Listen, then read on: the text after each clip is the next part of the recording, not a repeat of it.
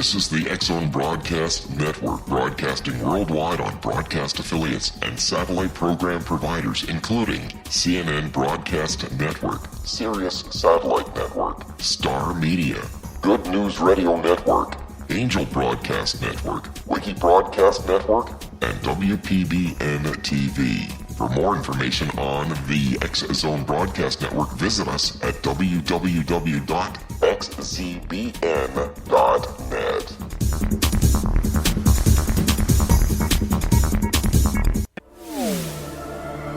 The X-Zone Radio Show with Rob McConnell is largely an opinion talk show.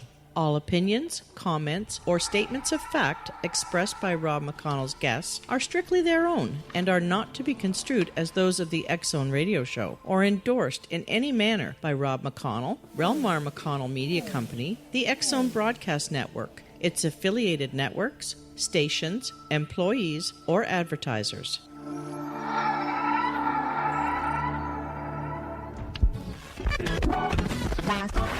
All Hit Radio.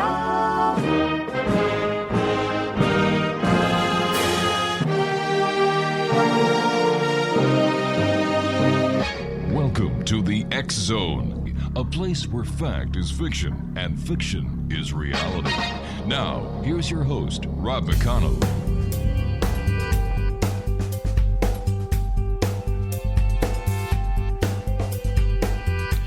Welcome back, everyone.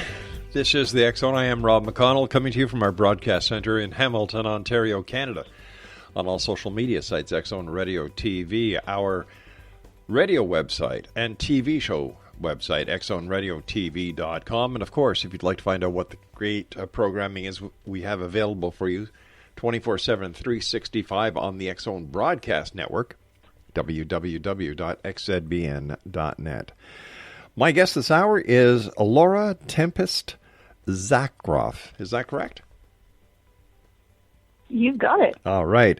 And Laura can be described as a professional artist, author, dancer, designer, muse, myth punk, teacher, and witch.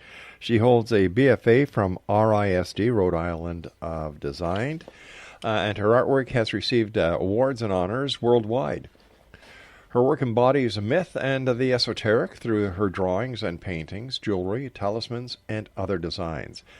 As Tempest, she can be a major pioneer of fusion belly dance for over 15 years. Her fascination with the sacred and ritual dance led her to belly dance, and she strives to help others connect mind, body, and spirit through movement.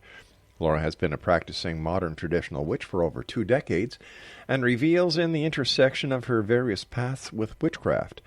She blogs for Pathos and a modern traditional witch, Witches and Pagans as Fine Art Witchery, and she contributes to the Witch's Almanac. The Witch's Cauldron is her first book, with the second book on Sigil Witchery due out in 2018. Laura resides in Seattle, Washington, with her partner Nathaniel Johnstone, and at least, I love that word, 3 cats. Her website, lauratempestzakroff.com. And Laura, welcome to the X-Zone, my dear. Thank you. Thank you so much for having me. It's our great pleasure. Wow, when do you get any time to rest? I got tired just reading your bio. Well, when you work full-time as an artist, it's pretty much a 70 to 90-hour work week. Wow. So people who have that romantic notion, art's just all easy. I wish I could quit my 40-hour-a-week job. Like, it's a little more involved than that. So tell me about your new book that's coming out, The Witch's Cauldron, The Craft, Lore, and the Magic of Ritual Vessels, put up by our good friends at Llewellyn Worldwide. Yes, so it's the 6th book in their series on the witch's tools that started off with the witch's broom and the athame and wand and mirror, a few other different things. And so this one is all about the cauldron, and that's a really kind of wonderful, exciting topic. And every witch loves the cauldron, and so it was great to talk about the myths that are in there and how to use it and how do you acquire them. And so it's a great little book. Would it be safe to say then, Laura, that a cauldron is it would be the same thing as my wife's crock pot? It definitely could be. You think about cauldrons; they have been around for thousands of years, and we use them to cook and to clean. And so at crock pot, you cook in it, and there's also some really cute crock pots out there that are cauldron shaped. So somebody out there had a good design idea. You see, the reason I say my wife's crock pot and a cauldron, because my wife is a great cook, and I can't believe the stuff that she cooks in that crock pot, and it must be magic, so that's where I made the connection. It's definitely a form of kitchen witchery to get a good meal out of a crock pot. It sure is. Now, you identify yourself as a modern traditional witch. I've got about a minute before I go to commercial. Can you explain more about that, Pat? Yes. So the traditional aspect refers to a folkloric path of witchcraft, family traditions, and what we think more about in the classic idea of a witch. And modern refers to the fact that I am American. I'm living here in the U.S. I have a very diverse cultural background. And so I have to practice what makes sense now. And so I'm combining modern aspects with those traditional aspects. All right, stand by, my dear. You and I have to take a break. We'll be back in 2 minutes. X-Zone Nation, our guest this hour is Laura Tempest Zakroff, and her website is lauratempestzakroff.com. We're talking to Laura about her new book, The Witch's Cauldron, The Craft, Lore, and Magic of Ritual Vessels. And we'll be back on the other side of the short break as we continue here in the X-Zone from our broadcast center in Hamilton, Ontario, Canada, on the Talkstar Radio Network, across Europe on Radio X, and around the world on the X-Zone Broadcast Network.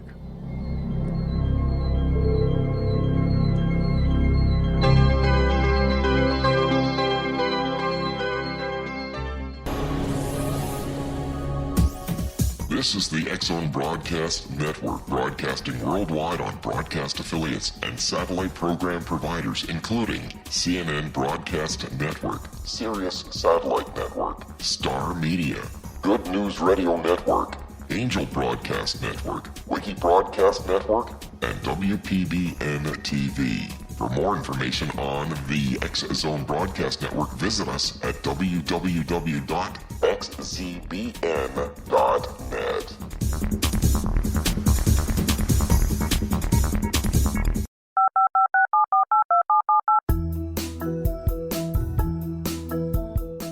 Did you know that when you're on the road with limited data or Wi-Fi, you can still listen to the X-Zone Radio Show with Rob McConnell, The Science of Magic with Gwilda Wiyaka, X-1, Dimension X, Space Patrol, and every minute of the X-Zone Broadcast Network by calling 213-401-0080, courtesy of Audio Now.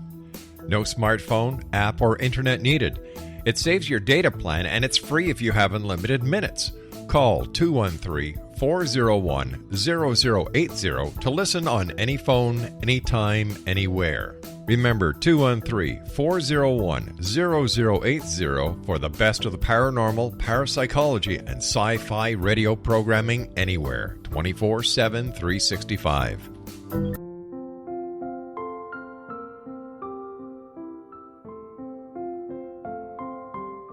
I am Dr. Carl O'Helvey, founder, president of a new cancer foundation focusing on evidence-based physical, mental, and spiritual interventions, including natural cancer cures, prayer, meditation, affirmations, nutrition, and other related holistic cancer prevention and cure modalities. These are used in cancer education, research, and financing care. I ask for your help to continue this important work by donating at www.holisticcancerfoundation.com.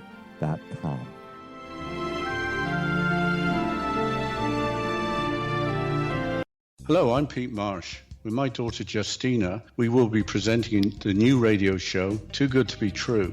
If something seems too good to be true, it usually is. But with the help of Justina's amazing gifts, we're going to gain insight into questions that don't yet have complete answers. Have you wondered who built Stonehenge and for what reason? Why are crop circles found in the same region as Stonehenge and elsewhere? Are crop circles a hoax, or are they created with technologies that we have little knowledge of? Who built the pyramids in Egypt and also in other countries? How and why were they built? Was the Titanic switched with the Britannic as part of a gigantic insurance fraud, or for more insidious reasons? What caused the Tunguska event when trees were flattened over an 800 square mile area in Siberia? Will the new insights be too good to be true? Well, that will depend on what you are prepared to believe. Please join us as we start on this journey together. For more information on Too Good to Be True, visit www.xzbn.net. Little children aren't the only ones afraid of the dark. Millions of soldiers return from war zones with PTSD, anger, frustration, fear, and loneliness, much of which surfaces during the darkness of the night. You have the chance to change the lives of these American heroes. Songs and Stories for Soldiers.us provides free MP3 players for these men and women. With a list of 3 million songs in 16 different styles, 100,000 audiobooks, and 30,000 old-time radio programs, every veteran can find something to soothe and comfort them at no cost. All our players contain an 8-hour audio program designed to help veterans fall asleep. With 1,500 plus vets now participating, it's our goal to deliver 10,000 audio players this year. Go to our website at songsandstoriesforsoldiers.us. Help us help a veteran make it through the night.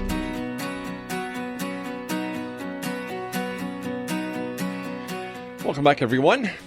We're talking to an author tonight, this hour, here on the X Zone. Her name is Laura Tempest Zakroff. She's the author of The Witch's Cauldron, The Craft, Lore, and a Magic of Ritual Vessels. And it's put out by our good friends at Llewellyn Publishing. And I'd like to thank our good friend Kat Sanborn for helping make this possible. And, of course, my segment producer, Stephanie McConnell. That name sound familiar? Yeah, it's my little girl. She's not that little, but she does a great job. Okay, so we were talking about modern traditional witch, and you said that it's, there's part that you related to your diverse cultural background. What did you mean by that? Mm-hmm.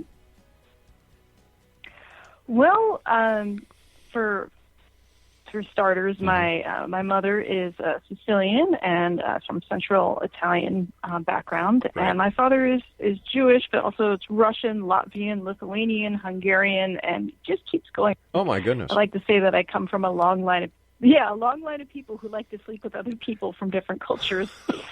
And so when people talk about, I practice Scottish witchcraft, and like, have you ever been to Scotland? No, but I have one ancestor from there. What motherland can I claim? It's like, sure, I like Italy, but part of my background goes to the rest of the Mediterranean, right. and into the Balkans. So we can honestly say it's quite a mix. So we can honestly say that since your mother is from Sicily, that you are a mafia witch.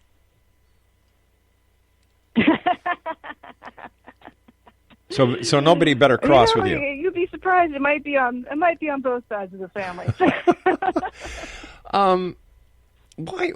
What do you think most people think of when they hear the word cauldron? I think they tend to conjure up the image of either the Macbeth witch, witches, they're gathered around mm-hmm. the cauldron and putting herbs into them, or at Halloween time, a bubbling cauldron and smoke coming out of it. So it tends to go to more of a sense of fantasy or to theater. So tell me, why do you think that witches throughout history, except recent history, have received such a bad rap for what they do by members of society and especially other religious organizations? Oh, and we only have so much time to go for that one. Oh, well, there's a few different opinions, and it depends on which area that you're looking at.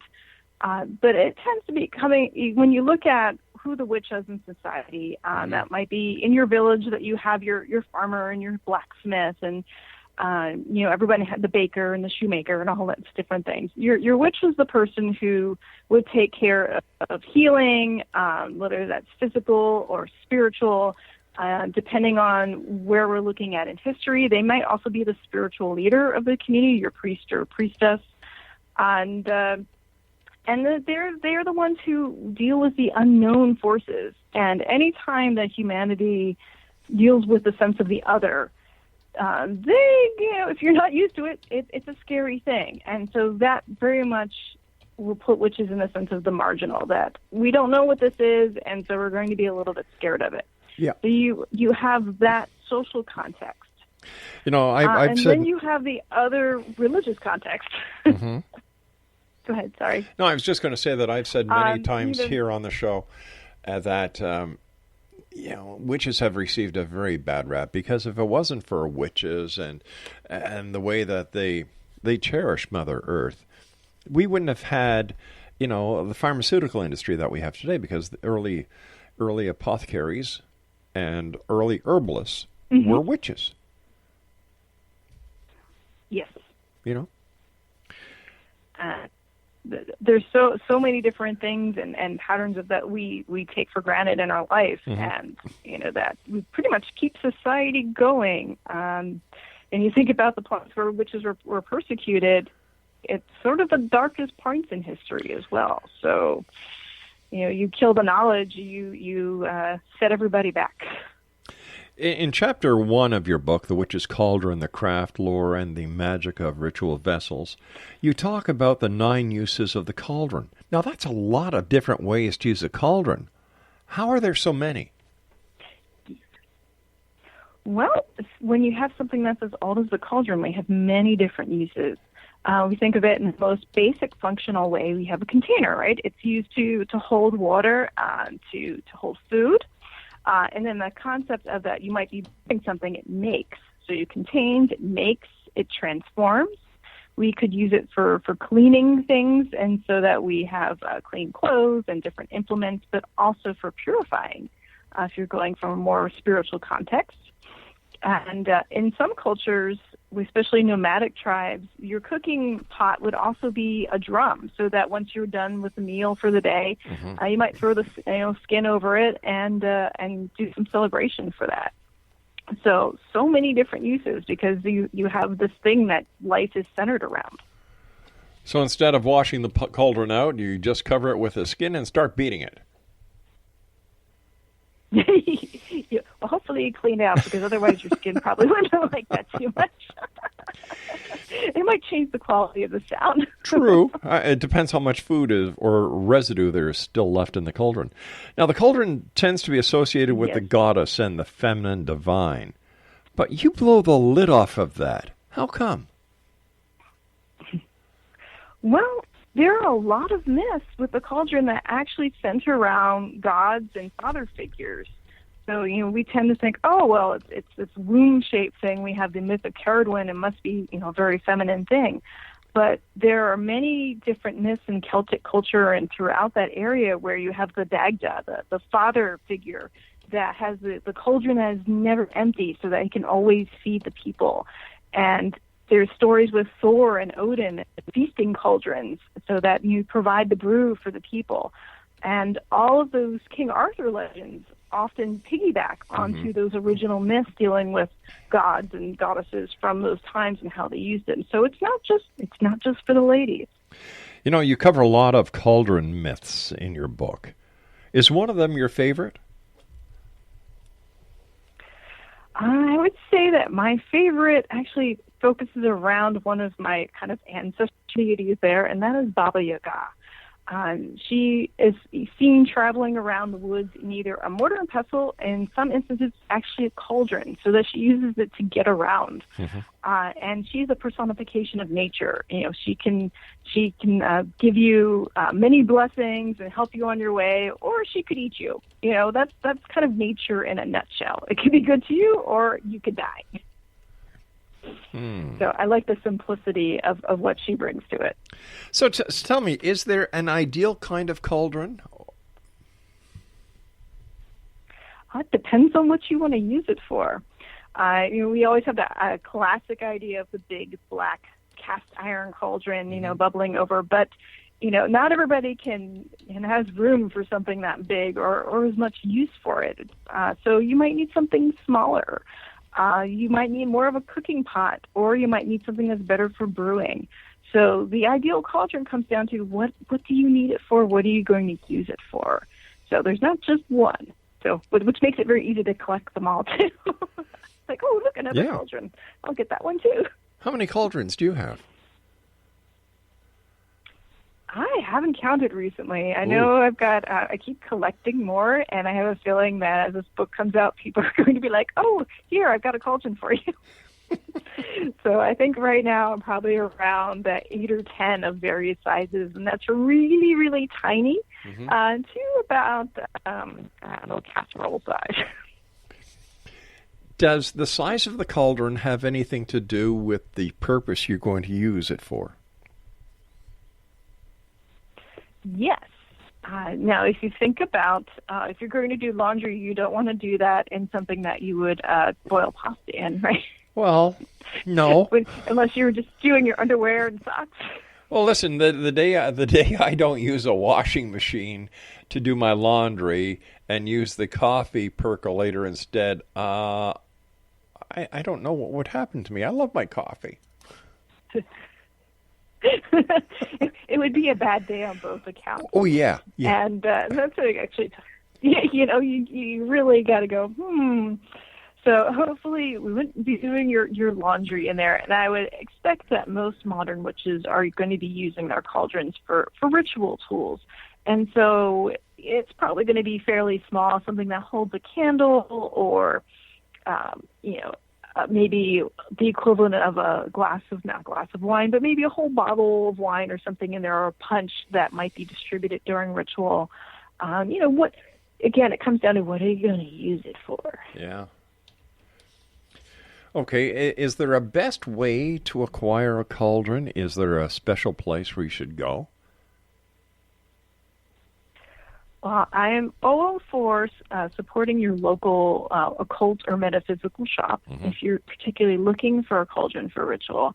Because these are the folks who, carefully select things and try to get the best ones that can be used for food and for burning things, versus something online where you just don't know. I like to feel my cauldrons.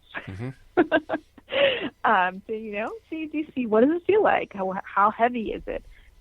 So doing that in person, if you don't have a witchy shop near you, actually a lot of camping stores have kind of old style cauldrons that you can use for cooking. They're going to be a little bit bigger because they are for, to make food. So, but if you can't, you can always, look online and see and check out what options there are. But I always recommend checking it out in person if you can, and supporting your local vendor versus, just some, online store in the sky that, doesn't care if you shipped out from overseas.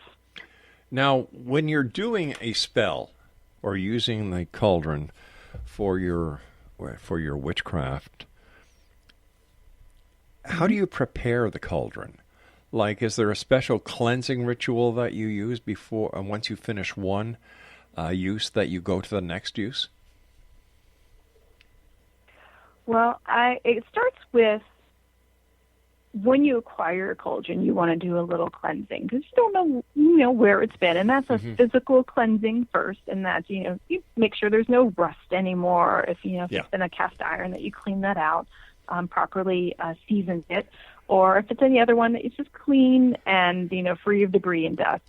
Now, on the more spiritual sense of it, it really comes down to what are you doing with your cauldron. And if you are you're doing something more of a messy spell, like a wax spell, which might be that you're burning a candle inside of it. If you're going to do that, and then the next thing you plan to do is make it a punch bowl, that might not be ideal. So you want to take a little bit of precaution between that. But in the sense of, do you need to wipe it clean in a kind of erase the magic sort of thing? I don't really believe in that. Some people say that a cauldron has memory. And I think as long as you are doing the normal work that you tend to do with your cauldron, then it's going to be yours. And the only thing you have to worry about is contamination. So, don't mix belladonna in there and then decide to have a punch party the next week. That sounds like a plan. Not so smart. Laura, stand by. We've got to take our news break at the bottom of the hour. Exo Nation, Laura Tempest Zakroff is our guest. Her website is www.lauratempestzakroff.com, and she is the author of The Witch's Cauldron, The Craft, Lore, and Magic of Ritual Vessels, published by our good friends at Llewellyn. This is the Exo, and I am Rob McConnell. Don't go away.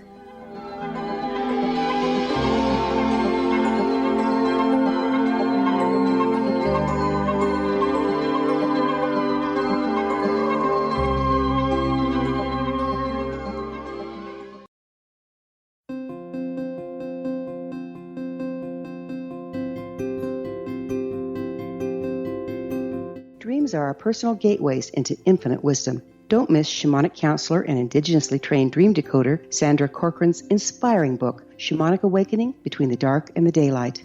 This remarkable work chronicles Sandra's 35 years of experience with diverse wisdom keepers and her initiations throughout the Americas and across the British Isles, Turkey, Greece, and Egypt. Sandy's knowledge of symbology, psychology, and myth influence her dream blog and workshops.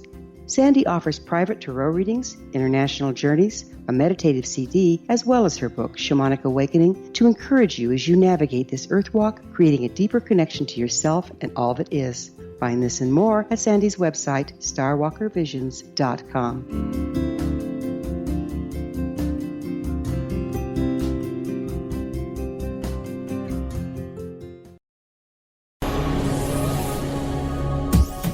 This is the Exxon Broadcast Network, broadcasting worldwide on broadcast affiliates and satellite program providers, including CNN Broadcast Network, Sirius Satellite Network, Star Media, Good News Radio Network, Angel Broadcast Network, Wiki Broadcast Network, and WPBN TV. For more information on the X-Zone Broadcast Network, visit us at www.xzbn.net.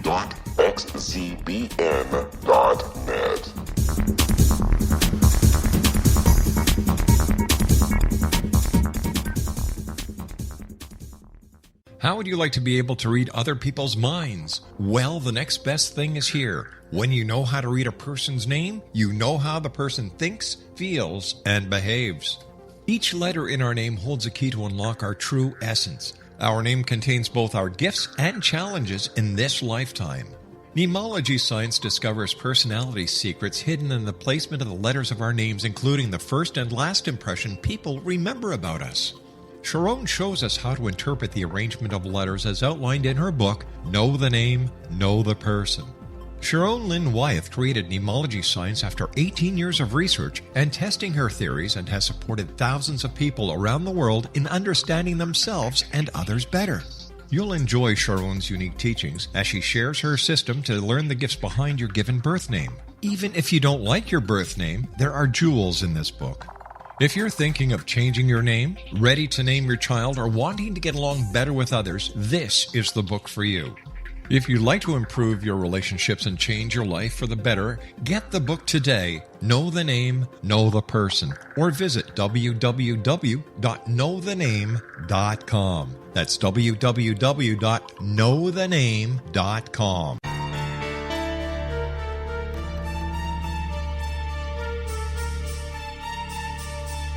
Hello, I'm Justina Marsh, and with my dad Pete, we are going to present a new show called Too Good to Be True. Together, we are aiming to discover more truths about this world and beyond. Do you have unanswered questions about the world? Do you ever wonder about aliens, conspiracy theories, or the universe? There are many shows discussing subjects such as pyramids or UFOs, but we want to relay this information based on our own research, including from spiritual means. Hopefully, listeners will be helped with their own beliefs and will appreciate the psychic insights that add to the previous research and information. We both look forward to sharing this insight and beginning this journey with our listeners. Visit xzbn.net for more information about when to listen.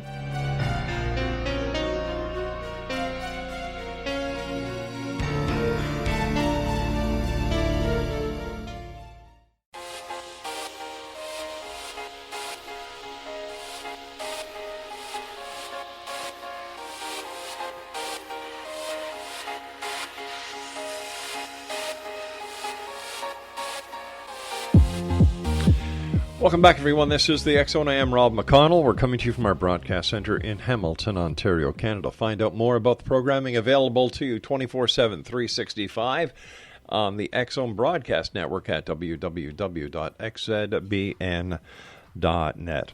My guest this hour is Laura Tempest Zakroff. She's the author of The Witch's Cauldron, The Craft, Lore, and Magic of Ritual Vessels. And let me ask you, okay, so you decide to become a witch. What do? Do you go out and get the cauldron first? Do you go out and get the hat first? Or do you go out and get the broom? Or do you get all three at the same time? I'm going to say you go out and get a book first and make sure you understand what you're doing before you get any tools. Let me find some real people to talk to. Right. And, of course, one of the best books you can buy about using your cauldron is The Witch's Cauldron, which is written by Laura Tempest Zakroff, our guest this hour. Is there any danger for someone who is just starting to go out and get a book of spells? And they go out and they get a cauldron. They go out and get the ingredients for a spell. Is this a good idea for someone who's just starting? Well, we all find out how magic works one way or another. Mm-hmm. And I tend to believe that the best kind of spells that you do are the ones that you create yourself.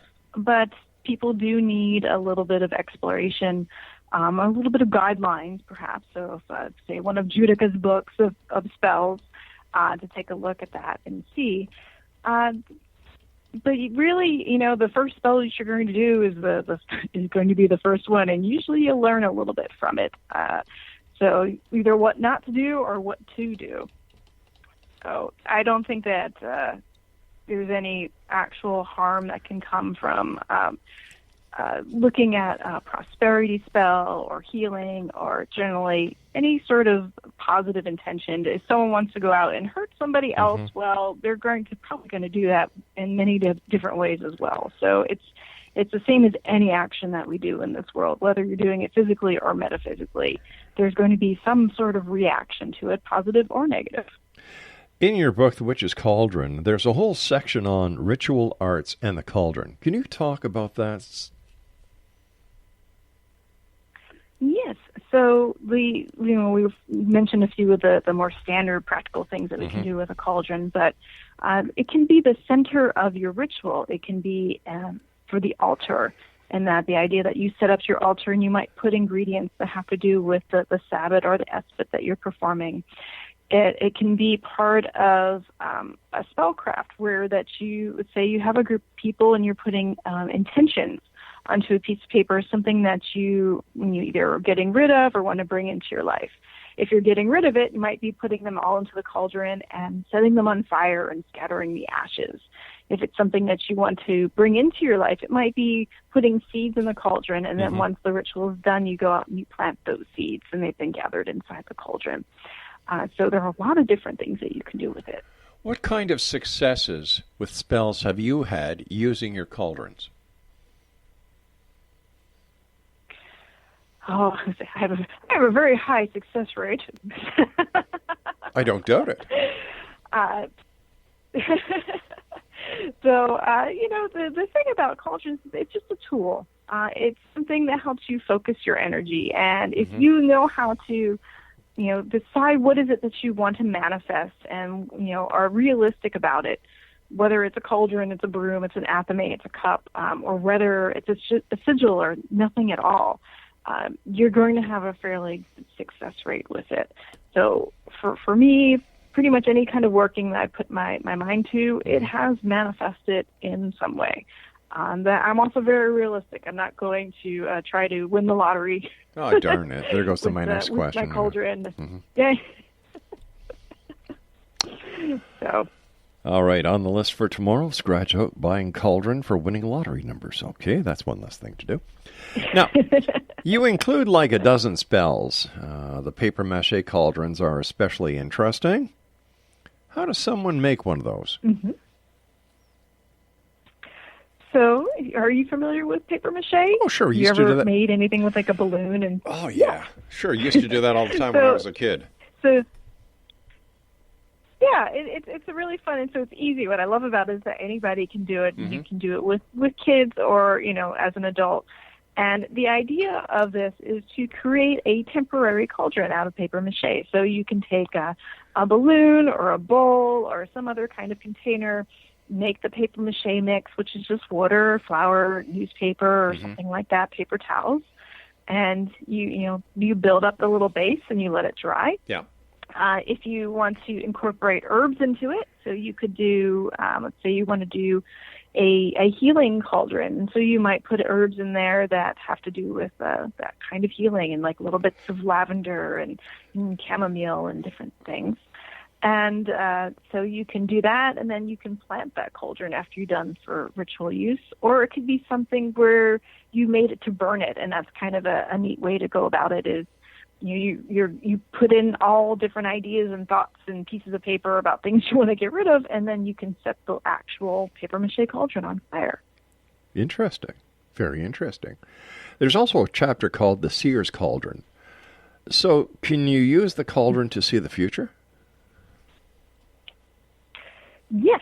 So divination, the art of looking into a situation, sometimes that's the past, sometimes it's the present, and sometimes that is indeed the future. Just like any other tool, like tarot or the runes, when we're looking at a cauldron, we're looking at, particularly it's called scrying, if you're looking into the surface of a cauldron. So there are many different methods I've included in the cauldron book. So you can put oil and water into the surface. You can put glitter in there and swirl it around and see if you can get into a trance state. Excuse me. And then there's other ones where you can almost use it like a dice cup and kind of shake things up and then see what comes out of it. So gambling is okay using the cauldron. I like that. Okay. Can you just imagine going into a casino with a cauldron and the security people say, whoa, wait a second, you can't come in here. Well, why not? I made it myself. It's made out of paper mache. All I want to do is put the dice. Where are you taking me? Hey, get back. No, they've got no sense of humor over there. What other uses? It could be a new casino idea. Yeah, there you go. Keep it with my love. What kind of things have you seen using your cauldron?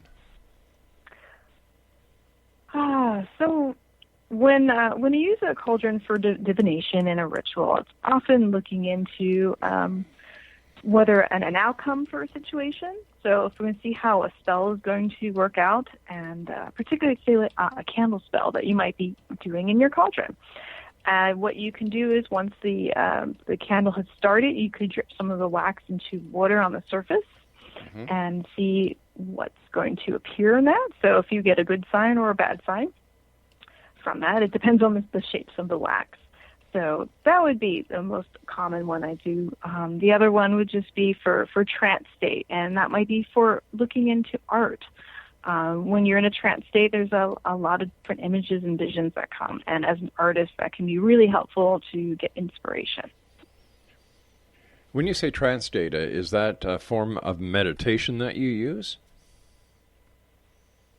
Yes, I could say it's definitely an altered state. You have your regular conscious state, and then trance is when you are there, but you're not quite exactly there. It's a little bit more relaxed, and ideally, just like in meditation, you want to shut off your talking self or your left brain, and let the right brain take over and be immersed in imagery and deeper thought rather than chatty on the surface. Let me ask you this question. Who is more successful at the use of a cauldron, men or women? I don't think it could be an either or. I think we can both be successful. Okay. Now, there's also something that's called unconventional cauldrons, where you talk about cauldrons lurking right under our noses, that most people already have these cauldrons. What do you mean by that? Well, you remember your washing machine? You mean where I make my coffee? Yeah, gotcha. Remember? Yeah, okay. So both your washing machine and technically your coffee pot, are the children, the great children of the cauldron. So we've come up with all these modern conveniences, and so even your bathtub can be seen as a cauldron, which is actually a great place to do ritual. Set up a nice bath and put some herbs in there and some candles and focus, and you can have a really lovely cauldron experience. Oh, especially if you put some rose petals in there and you have 2 glasses of wine, one for you, one for the wife, and then you... Oh, wait a minute, wrong show, sorry. But I get what you're talking about. Just remember to put a strainer in your tub so you have a mess to clean up. Yeah, it's kind of messy after a while. I guess you can even say that a hot tub is a cauldron because people get in there, they talk, They come up with ideas and so on, not to mention the bacterial count. So there are many... the pig and soup effect. Yeah, is that what it's called, pig and soup?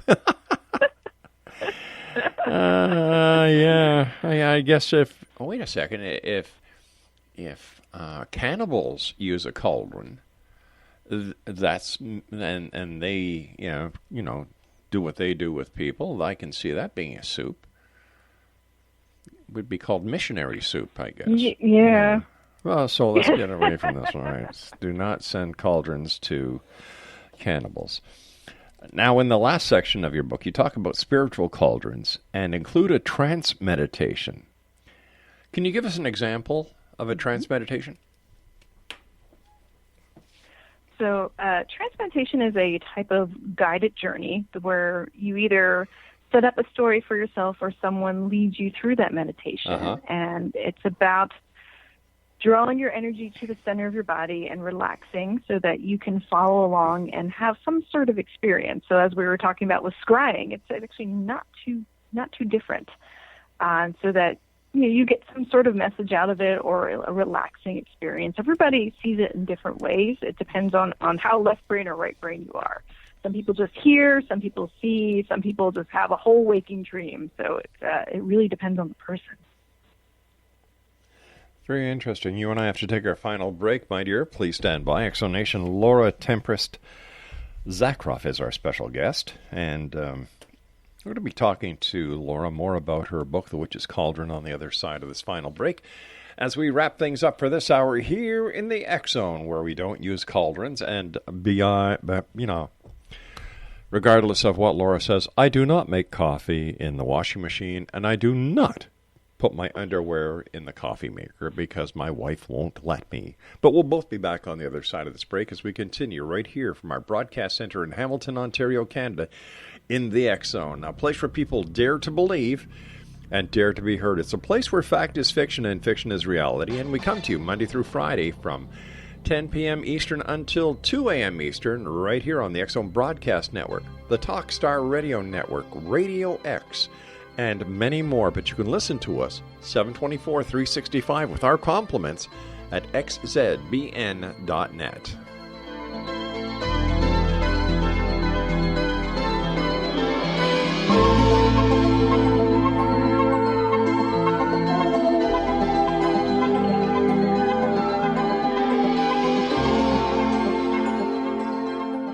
Hi everyone, Rob McConnell here, and I wanted to spend a moment on internet streaming. Everybody has heard about internet streaming, but not many know much about it. Did you know the internet streams just about everything? Movies. From new releases to old classics. TV shows. Almost every show, every episode, and much more. But the question has always been, how do you do it? Well now, thanks to the folks at 123 Ready TV, I have the answer for you. They have developed a simple program app, 123 Ready TV, that you install on your Windows PC, Android smartphone, or Android tablet that can have you streaming like a pro in less than 5 minutes. You truly won't believe how much is available or how easy it is to do until you try. And for a one-time cost of only $19.99, this product is a real winner. To learn more about 123 Ready TV, visit our website at www.xzbn.net.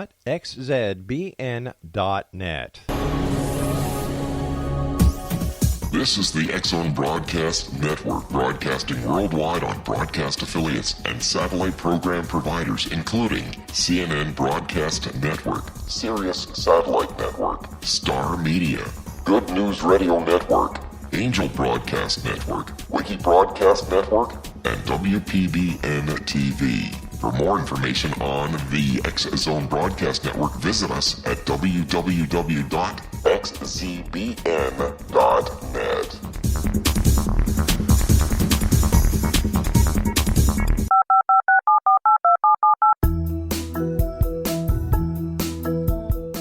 Did you know that when you're on the road with limited data or Wi-Fi, you can still listen to the X-Zone Radio Show with Rob McConnell, The Science of Magic with Gwilda Wiyaka, X-1, Dimension X, Space Patrol, and every minute of the X-Zone Broadcast Network by calling 213-401-0080, courtesy of Audio Now. No smartphone, app, or internet needed. It saves your data plan, and it's free if you have unlimited minutes. Call 213-401-0080 to listen on any phone, anytime, anywhere.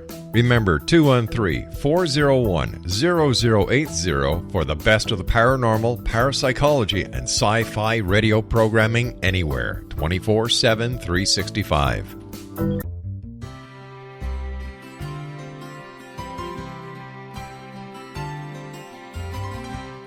True healing must address 4 levels: physical, emotional, mental, and spiritual, for us to live joyful and productive lives. We tend to treat 3 of the 4, leaving the spiritual languishing. If you're tired of the same dysfunctional patterns cropping up in your life, Soul Balancing is for you. Trixie Phelps, owner and founder of Soul Balancing, is a naturally gifted energy healer trained in numerous esoteric forms, including shamanism. Trixie has created a powerful modality that safely and effectively clears your energetic field. A Soul Balancing session can remove interference, heal trauma, and restore your hope. Contact Trixie for a life-changing long-distance session today, www.soulbalancing.world.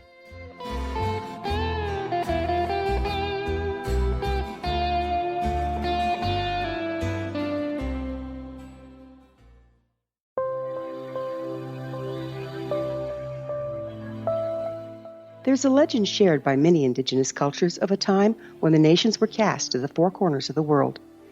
Each nation was given a body of sacred knowledge that held a different portion of the truth to preserve. True reality could not be known until all the nations reunited, combining the information. If a single one was missing, the world could not be reborn and darkness would prevail. The Science of Magic Radio is dedicated to reuniting the sacred knowledge. With the understanding, none of us has all the answers, but together we can open new perceptions and possibilities. Through our combined vision, the world can be reborn into a place where darkness no longer prevails. Join me, Gwilda Wiyaka, and the Science of Magic daily on the X-Zone Broadcast Network, xzbn.net, or visit us at thescienceofmagic.net.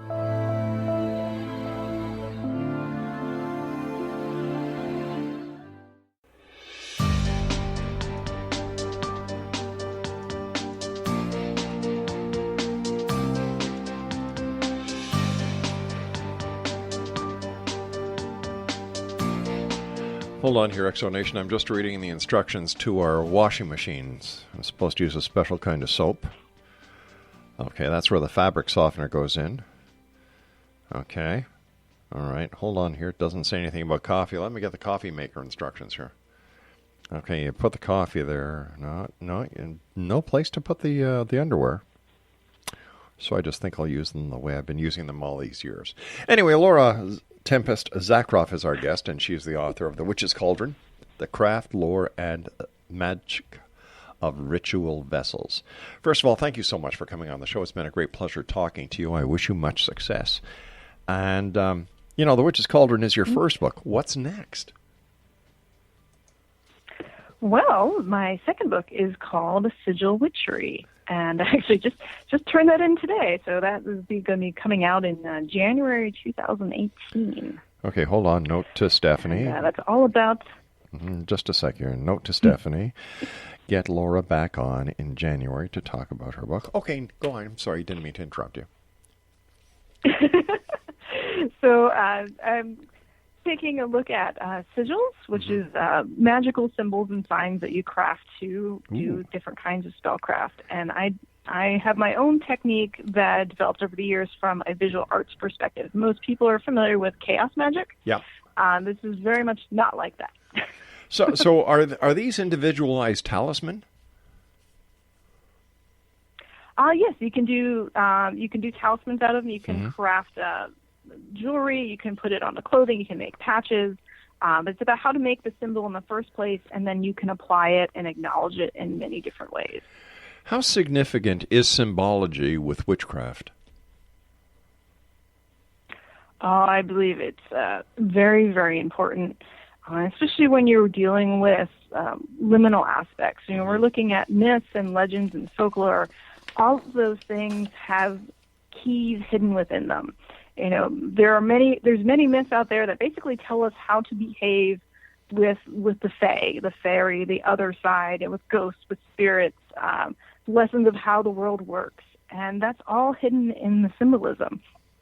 As well as, you know, when you're looking at an image, it has power, whether that's a painting, a sculpture, you know, a pentacle. Part of it is the power that it holds, as well as what we recognize within it. But ultimately, who holds the deciding power? Is it us? Is it the talisman? Is it the spell? Is it the ritual? And how much mind over matter is woven into these different elements? Oh, that's a great question. I think they're all equal parts. You know, so magic is, if it's the focusing of our will and our intent to make something happen, that is very much mind over matter. Yeah. But also, when you read a book, that's technically mind over matter, because you're taking this information in and you're picturing it. Yeah. But I really feel like you personally, you have to find that meaning. So if you see a symbol and it doesn't mean anything to you, then you're not going to have that connection, versus one you craft and you recognize as a spell. That's going to mean something much more powerful to you. And so that leads to, well, how other people respond to it because of how you personally respond.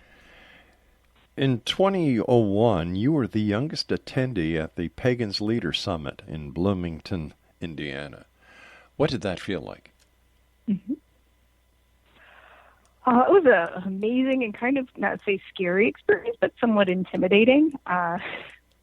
You have all these people who've been on their path for decades, and then you show up as, you know, a 20-something, like, here, I'm part of publishing a magazine. And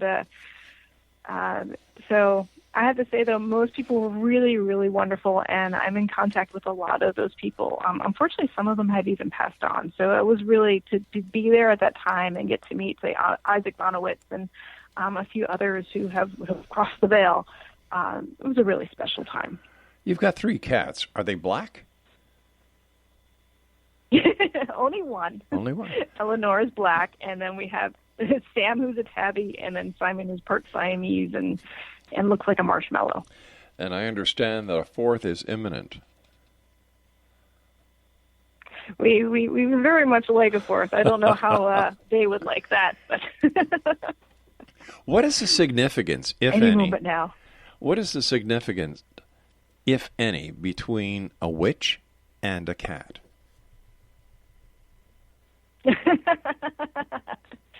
They're one and the same.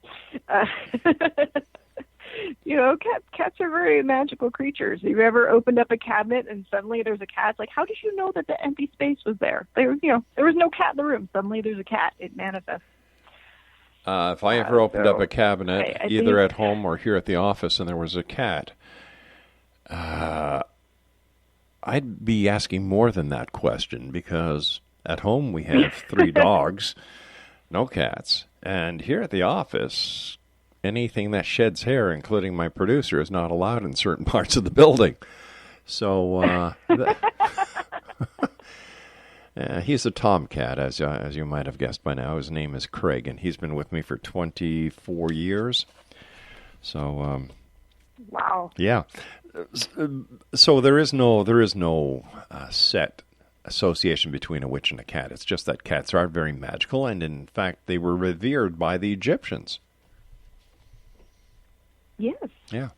And it's often when you're looking at witches' familiars, there are a lot of different myths associated with women turning into cats or witches, and as well as hares and wolves and snakes and frogs and, any sort of creature that shows a little bit of intelligence is probably a witch, right?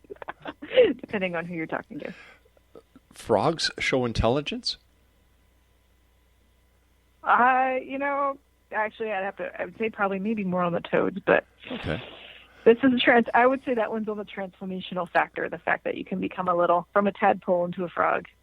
But, yeah. Unless you're Kermit the Frog how smart they are. If you're Kermit the Frog and you're going out with a pig and you're hanging around a Fonzie bear, I guess anything's possible these days.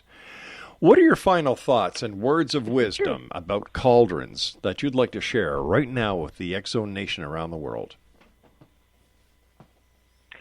Well, to find the perfect cauldron is more about trying out and seeing what works for you, and don't be afraid to look around the house as well. Sometimes you've already got a perfectly good spaghetti pot that can be used for a cauldron. So even if it doesn't look like the classic image, if it can hold water, if you can put a little fire in there, depending on what you need to do, you can make it happen. So you don't have to spend money to get your cauldron on. A word of wisdom for all the males who are out there who are planning on hitting their wives' cooking area to find a cauldron. Make sure you ask the wife first, because you don't want to become part of the inner parts of that cauldron, do you? Now, is your husband also a witch, Nathaniel? He's open to all things. So I would say he's kind of more on the bardic nature, being a musician. And what kind of music does he play?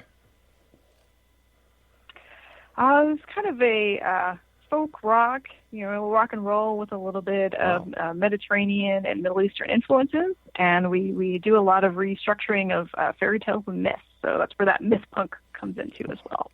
Does he have his own recordings? Does he do his own CDs, his own music? Yes, we have quite a few albums. You can check them out at nathanieljohnstone.com. As well as on Bandcamp, you can hear all of them. Excellent. Before we say so long for tonight, I have to ask you this. What is your opinion of Halloween, the way that the non-pagans celebrate it by getting dressed up in all these weird, wacky costumes and going door to door and begging for asking for trick-or-treats? Personally, I think that the American Dental Society has a lot to do with the stock of that tradition, because they certainly get enough customers after it. What is your opinion as a practicing witch? I love Halloween, and I see it as something different than Samhain, Festival of the Dead or Celebration of the Ancestors. I like to refer to the dressing up as sort of amateur night, but I love that, regular people are using their imagination and kind of getting out of just, this is how we're supposed to be. And if it gets them a little more interested in other things and learning about it, that is awesome. And, versus anything kind of cultural appropriation, not so cool, not cool at all. Yeah. But, the whole decorating and the silliness of it all, I love it. And I think more people could use some lightening up. Well, listen, we have to say so long for now. Again, I want to congratulate you on your book, The Witch's Cauldron, The Craft, Lore, and Magic of Ritual Vessels. We're certainly going to check out Nathaniel Johnstone, listen to some great music, and let our listeners know how they can get a copy of your book, The Witch's Cauldron.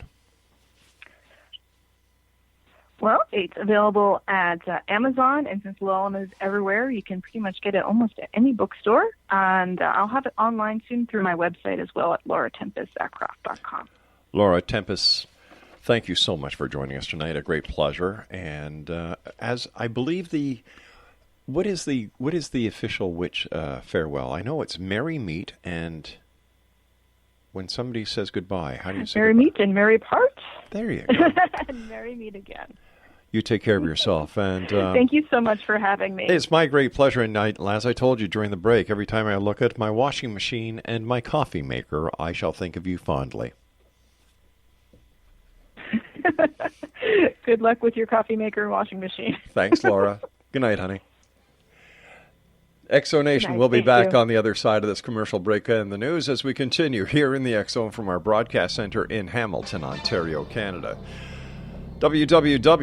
www.xzbn.net for all the best of the programming in the world of the paranormal and the science of parapsychology, 7/24/365. Don't go away. I'll be back after this break.